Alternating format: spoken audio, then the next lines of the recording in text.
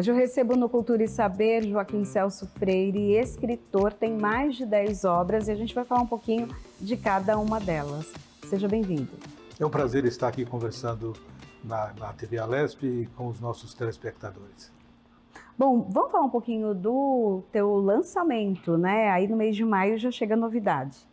Então, no mês de maio eu estarei lançando aqui em São Paulo, ainda está por definir o local certinho, mas é o meu último, o mais recente livro, que é uma coletânea das minhas poesias ao longo da vida, que é Caminhos e Cercanias.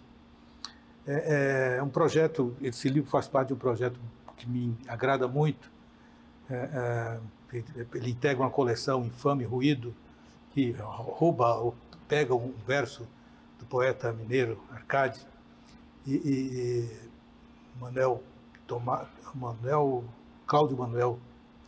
E essa coleção, ela tem um projeto, somos 25 escritores, 18 brasileiros e 7 africanos, e esse projeto foi lançado em setembro em Diamantina, em Minas Gerais, e ele tem um papel muito legal, porque a ideia é formar, ele será distribuído nas escolas públicas em Minas Gerais, em territórios de menor IDH, com o objetivo de formar leitores. O que a gente pode encontrar nesse livro? São poemas de muitos anos aí de dedicação, né? Aí nós encontramos poemas desde quando eu comecei a escrever, na década de 70, até o mais recente, que dá o título ao livro, que é de 2024. Então tem toda a minha trajetória em poesia, uma seleção delas estão aí presentes nesse livro. E fala da vida, das questões que nos tormentam, das questões que nos animam a ir para diante, nas questões que envolvem a terra, o homem, o amor, a política, a vida no campo e na cidade grande. Dá para perceber a diferença na escrita esses poemas que foram escritos em 1970 com o mais recente? Dá. Eu observo isso, né? Os meus primeiros poemas, eles estavam muito ligados eu sou uma pessoa que veio do campo, eu nasci no campo. Então, esses primeiros poemas, eles falam muito da vida da lavoura, da vida do campo, da labuta, do rio no qual eu banhava, das flores dos animais e assim por diante. Ele tá mais... Depois eu venho para a cidade grande e eu já incorporo uma poesia mais urbana. Né? São quantos poemas? Nesse livro, me parece que são 100 e poucos poemas. Tem um que se destaca? Tem alguns que se destacam. Nós estamos, por exemplo, aqui numa biblioteca. Eu tenho um poema aí que fala sobre biblioteca. Eu tenho um poema aí que é da minha fase inicial. Eu cresci às margens do rio Jequitinhonha. Quando eu venho para São Paulo, eu morei próximo do rio Tietê, e aí eu comecei a pensar nas questões que viviam os dois rios. O meu rio sofria da escavação, da busca de minérios, né? O rio Tietê, naquela época, sofria da lama, das enxurradas, do descaso da vida na cidade. E então eu incentivei meu rio a escrever um poema para o rio Jequitinhonha, e ele fez isso. Então tem poemas desse tipo aí, né? E mais recentemente tem poemas que questionam a grande loucura que é viver na cidade grande, a segurança, o descaso com a formação de políticas públicas e assim por diante. Aí, esse especial que deu o título ao livro, o que ele fala? Posso lê-lo? Claro. Ele na verdade, foi uma tentativa de resumir a minha trajetória. Eu tentei fazer isso, né? Daí Caminhos e Cercanias.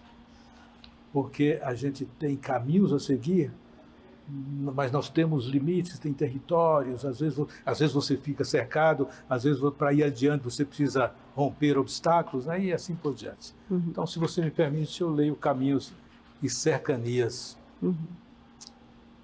Perambulam as minhas ideias por esses campos gerais.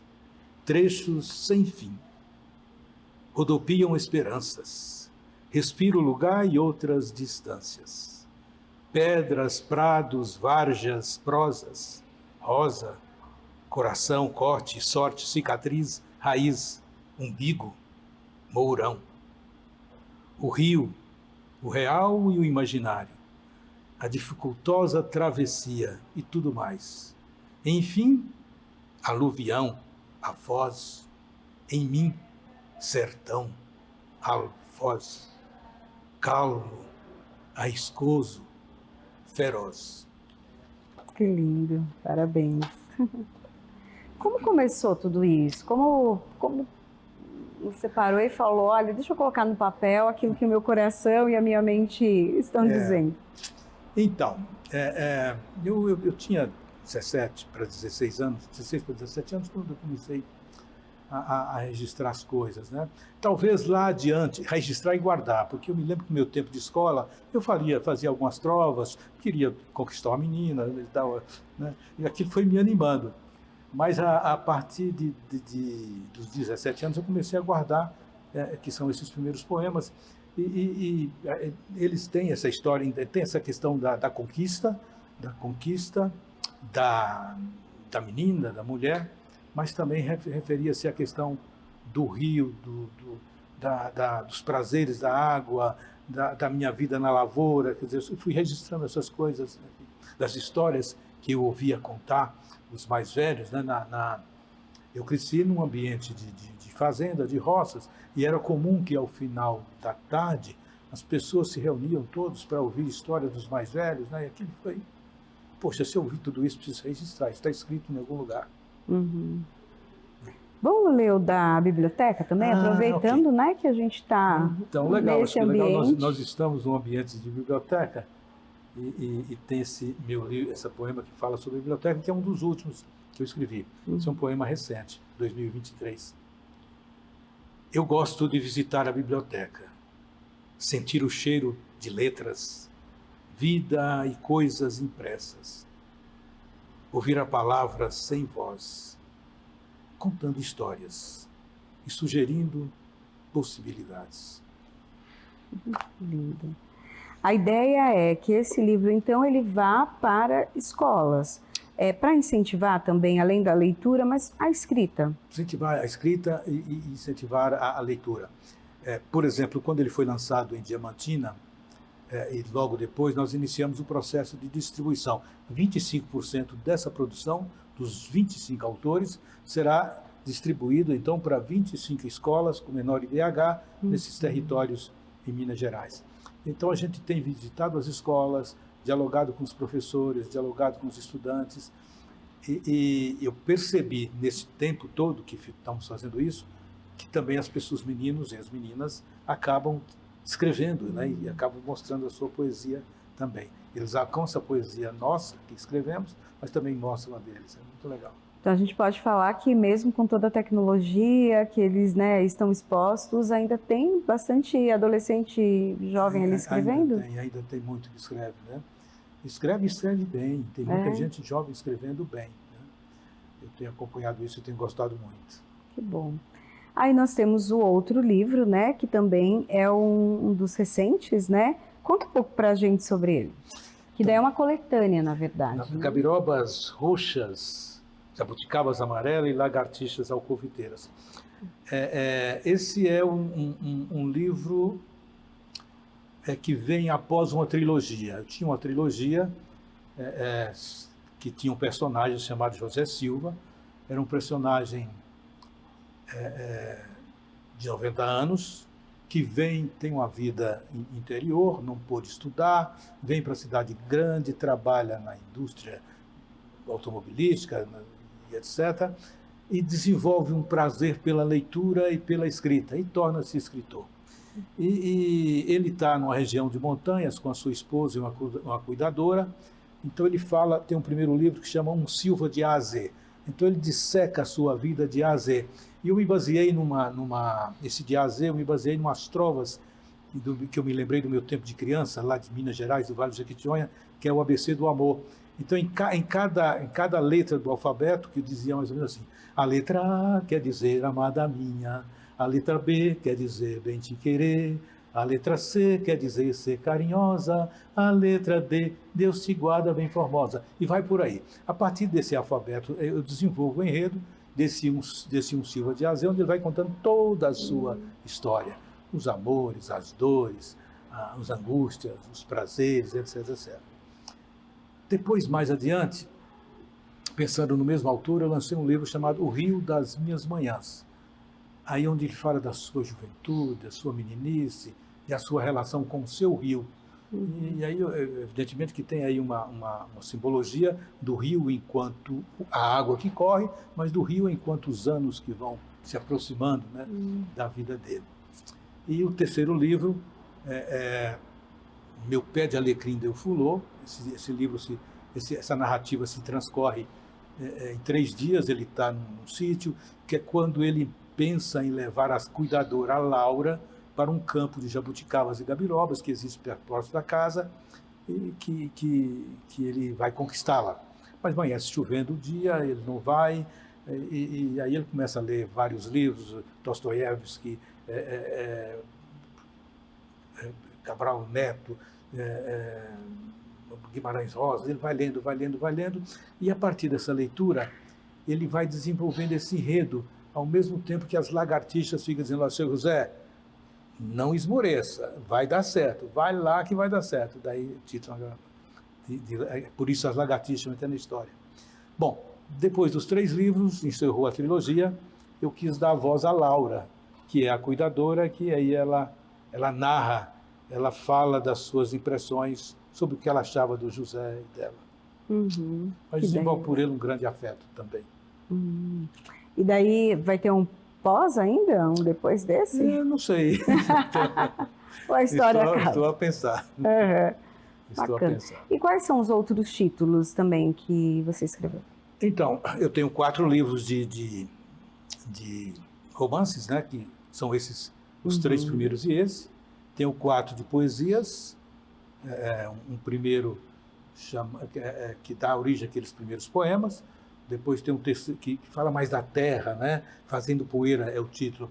Depois tem um livro de poesias que trata mais da relação homem-mulher. Aliás, escrevi em parceria com uma colega escritora também, onde nós trocávamos cartas e eram poemas, né? E chama Versos Avessos. Tem um outro livro chamado Coisas e Não Coisas, que é um livro também mais recente, escrito durante a pandemia. Tem um viés mais, uma pegada mais política e questionadora. E tenho 2 livros técnicos, um de políticas públicas e outro de planejamento. Nossa, e por que foi de poesia a ter os técnicos, né? E vai para a política? Pois é, essa é uma coisa interessante. Na minha juventude, eu era professor primário lá no Vale do Jequitinhonha, e pensava, depois que eu concluí os estudos secundários, eu pensava em fazer universidade. Queria fazer jornalismo, porque queria ser escritor, e a referência que eu tinha dos grandes escritores, eles tinham passado por redação de jornais. Naquela época eu poderia ir para Belo Horizonte, que estava mais próximo, eu tinha uma namorada que veio para São Paulo. Falei, acho que São Paulo é o melhor lugar para se estudar. Aí eu vim para São Paulo, me casei, ela me deu 3 filhos, né? Mas depois não consegui fazer jornalismo. Eu precisava trabalhar, e trabalhar muito, né? Porque estava recém-casado. E aí fiz administração, me tornei professor de administração, ocupei algumas exposições na universidade, fui pró-reitor na universidade, ocupei algumas posições de direção nos cursos de administração no Brasil, e me dei certo, mas não era o curso que eu queria fazer. Acabei não fazendo jornalismo, mas acabei me tornando escritor. E qual foi o momento que aconteceu o primeiro livro, que teve aquela coragem de falar, agora eu vou colocar no papel? Eu recebi um beliscão prático, né? Em 1997, eu trabalho na Universidade de São Caetano do Sul, a USCS. Na época, eu promovi um evento que trazia da minha região, o Vale do Jequitinhonha. Esse evento foi promovido junto com o SESC. Várias manifestações culturais da região para o Jequitinhonha, para a universidade. Foram 200 pessoas, artesãos, contadores, grupos folclóricos, serestas e assim por diante. E, nesse momento, animado pelo SESC, eu tinha esses livros rascunhados, falei, vamos lançar, aí eu aproveitei e lancei. Esse movimento acabou me sugerindo a ideia de lançamento do livro, foi aí que começou. E daí para frente, eu comecei quase que 2 ou 3 anos fazendo um lançamento. E como que é o processo para escrever um poema? Tem as suas regras, tem o seu formato? Como que é pensar um poema? Ou é só escrever? Quer dizer, há regras e não regras, né? A escrita mais tradicional em poemas, ela sempre sugeria uma regra, um soneto, né, que tem 4, 4, 3 e 3, a questão da rima, né? Mas ultimamente a gente tem abandonado um pouco essas regras e o processo tem tornado mais livre. Eu me sinto, por exemplo, mais tranquilo em escrever de forma mais livre, sem se preocupar com o poema, né? É como, por exemplo, a carta que o Rio Jequitinhonha faz ao Tietê é uma carta, né? E é um poema, uma carta e um poema. E eu tenho uma dificuldade, não é que eu tenho uma dificuldade, escrever poemas é uma coisa mais complexa do que escrever, por exemplo, um romance, eu acho. Porque o poema ele exige mais lapidação, ele exige mais cortes, ele exige menos palavra para dizer mais coisas, né? Mas o processo de criação é você, sei lá, eu gosto de caminhar. De manhã eu levanto, vou fazer a minha caminhada. Antigamente eu andava com um bloquinho no bolso, pensava uma frase, pensava um tema, anotava. Hoje eu levo o celular, penso num tema, gravo. E depois, à noite, sento para... Então, no meu caso, quando eu estou num momento de extrema liberdade, extremo sossego, né? As ideias brotam, eu sei lá, eu vejo um animal passando, eu vejo uma pessoa brigando ou se abraçando, aquilo desperta uma atenção e começo a pensar na ideia, né? Aí, teve dificuldade, por exemplo, para ir do poema a um livro técnico? Teve essa dificuldade ou não? Por já estar no ambiente acadêmico? Não teve. Aliás, eu me lembro que todas as minhas... duas dissertações de mestrado que eu apresentei, eu me lembro muito bem que a banca dizia, fizeram elogios, etc., e fizeram essa referência, pois essa tua escrita é muito poética. Ela sempre foi, mesmo nos livros técnicos, né? Apesar, como eu disse, por exemplo, que a poesia eu acho ela mais difícil, mas quando eu leio os meus textos de prosa, por exemplo, eu consigo depurar dali, tirar dali poemas, porque eu acho que eu tenho uma linguagem poética. As pessoas falam e eu estou acreditando que tem. Esses livros técnicos, eles falavam de política, né? E o que mais? Eu tenho de planejamento, né? Planejamento. Políticas públicas, um título, por exemplo, que me atraiu muito, foi na minha tese, dissertação de mestrado, fiz na PUC, na USCS, aliás, que falava de políticas públicas do Vale do Jequitinhonha e o processo de desenvolvimento econômico. Um tema que me atraiu bastante. Já falar um pouco desse processo criativo, né? Precisou ali de um ócio até, né? Um momento em que a cabeça está meio que vazia, né? Para isso. Já tem um título ou um pensamento para um próximo livro? Já? Eu tenho. Ou próximos, né? Estou trabalhando uma próxima ideia, estou matutando ela na minha cabeça, já comecei a escrever, eu tenho a imagem dela, né? Eu tenho a imagem que eu gosto muito de montanhas. Aliás, a minha escrita, ela não ela não acho que ela não conseguiu perder o vício de montanhas. Então eu estou aqui imaginando uma trajetória. Vou colocar meu personagem em voo por um grande maciço brasileiro que começa aqui no sul, de Minas Gerais, vai até a Bahia, que é a Serra do Espinhaço, que é o maior maciço que nós temos. Estou pensando em colocar um personagem para fazer um sobrevoo e ir contando histórias nesse caminho. Poesias também? Não, é romance. Mas poesias é o seguinte, eu provavelmente não todo dia, mas toda semana eu escrevo 1, 2, 3 poemas e vou guardando. Quando eu sentir que ali tem um corpo que dá para você juntar e publicar um livro. Nunca pensei num livro de poesia assim, escrito com um determinado tema. Aliás, fiz um que é Versos Avessos, quando foi uma troca de cartas, esse eu imaginei. Mas, na verdade, eles são publicados, na maioria, a partir do momento que tem um volume certo de poesias que dá para consubstanciar num caminho, né? Com quantos anos o senhor tinha? Quando foi o primeiro livro? O primeiro livro? Quantos anos eu tinha? Vamos ver aqui, é difícil fazer, isso é uma matemática ainda. Eu acho que eu tinha 45. 45. Então, demorou até para que o senhor pegasse todos os seus poemas e transformasse ele num... Por que teve essa demora? O que o senhor percebe? Tinha a questão da coragem também de colocar tudo no livro? Ou aquela coisa, as pessoas vão gostar do que vão ler? Você sabe que eu nunca pensei nisso, não. Eu achava a questão de oportunidade, né? Tem a questão de ter uma editora que você vai procurar. Foi uma fase da minha vida que eu estava muito mais, até por questões de necessidade, focado no trabalho, né? Focado nos estudos. Eu era um professor, tinha que me dedicar à minha vida acadêmica, tinha que preparar minhas aulas. Então foi um tempo realmente que eu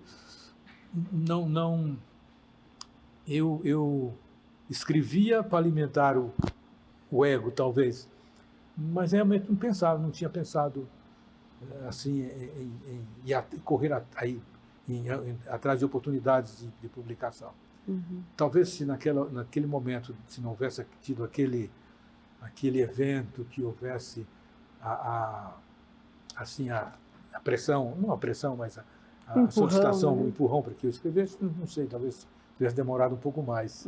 Mas sempre tive essa ideia de ser escritor, eu sempre tive isso em mente. Você falou que está ali, de repente, na caminhada, vê algum animal, durante o passeio, as pessoas. Esse ambiente de sala de aula, esse ambiente acadêmico, também inspirou algum poema? Também inspirou. Já escrevi sobre a sala de aula também. Já escrevi sobre a sala de aula. Aliás, tem um poema que eu vou falar sobre ele é longo, acho que ele está até aqui. Mas ele foi fruto de um sonho. E eu sonhei que estava em Diamantina, andando pelas ruas de Diamantina, que é uma cidade maravilhosa, que eu gosto muito. Então eu falo daquele ambiente, né? Aí depois eu acordo em frente ao meu computador e tá lá, os meus alunos estão a me ouvir, porque era tempo de pandemia, né? Então... E daí, até o comportamento deles, o comportamento dos jovens, a mudança também, né, que eles tiveram, isso também chama a atenção? Dá para se escrever sobre isso? Dá para escrever sobre isso. Aliás, eu de vez em quando eu promovo alguns saraus, e participo de alguns saraus, e tem visto os jovens que se dedicaram a esse momento, porque foi um momento de muita angústia, né, de possibilidades de reflexão.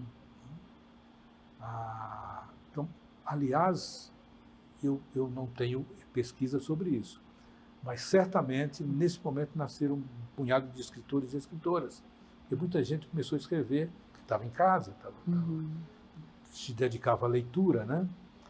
Se dedicava à reflexão sobre a vida, sobre os transtornos, pensava sobre o outro, né? Então, há muitos jovens escritores que vieram da pandemia. E o senhor acha que a escrita também é uma forma de até uma certa terapia, né? Colocar ali no papel, organizar ideias. O que o senhor acha, assim, da escrita em si? Eu acho que é, né? Para mim, a escrita é a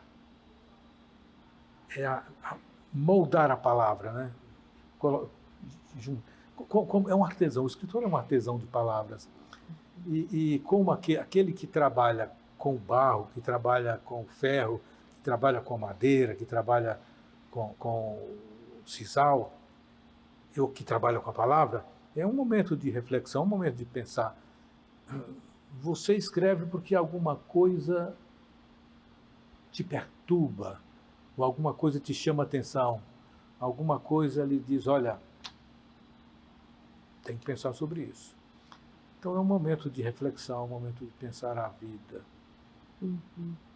E qual o principal desafio de escrever ou de ter ali os seus livros? Então,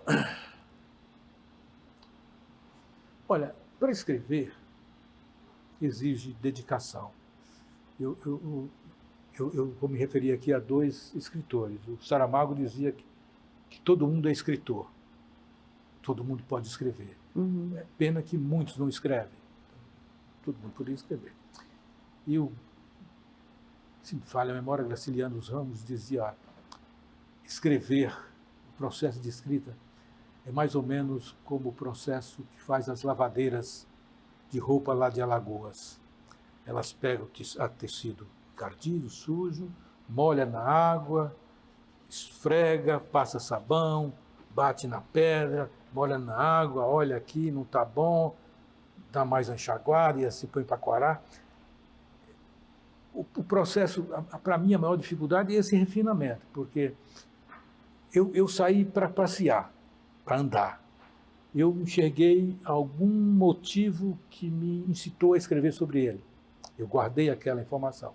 Eu comecei a escrever, fiz uma poesia, ou uma prosa, ou um conto, ou uma crônica. Mas aí eu fiz o primeiro parágrafo, o primeiro estrofe, puxa, não está legal isso aqui. Não tem problema, amassa e faz de novo, joga fora. Faz como aquelas lavadeiras, vai refinando, até ficar branquinho e você achar que está bom, né? Então, esse refinamento acho que é o maior desafio para mim, por exemplo. Participar também de sarau, ou dos clubes de leitura, ou dos clubes de escrita também, isso pode ajudar? Os festivais, né? Tem vários concursos também. Pode ajudar. Por exemplo, durante a pandemia, eu escrevi muito, participei de muitos saraus à distância, conheci um punhado de poetas e escritores de norte a sul, que conheci na tela, mas que até hoje não conheço, e aquilo também me ajudou a escrever muito. Ou, por exemplo, hoje eu integro a Academia de Letras do Vale do Jequitinhonha. O Vale do Jequitinhonha é um território que tem quase 80 cidades no norte de Minas Gerais, e é um território de uma cultura muito rica, tanto nas letras, na música, no artesanato. Então, nós nos reunimos constantemente, esses 40 escritores, trocamos ideias, e isso eu percebo que motiva a gente a continuar escrevendo, ao mesmo tempo que motiva também os jovens que nos acompanham a escrever, a ler e escrever. Eu quero agradecer e parabenizar por todo o seu trabalho. Muito obrigada por falar com a gente sobre ele. Priscila, foi um prazer estar aqui com vocês, com a LESP, e dialogar com você e conversar com o nosso público que nos acompanha. Obrigada.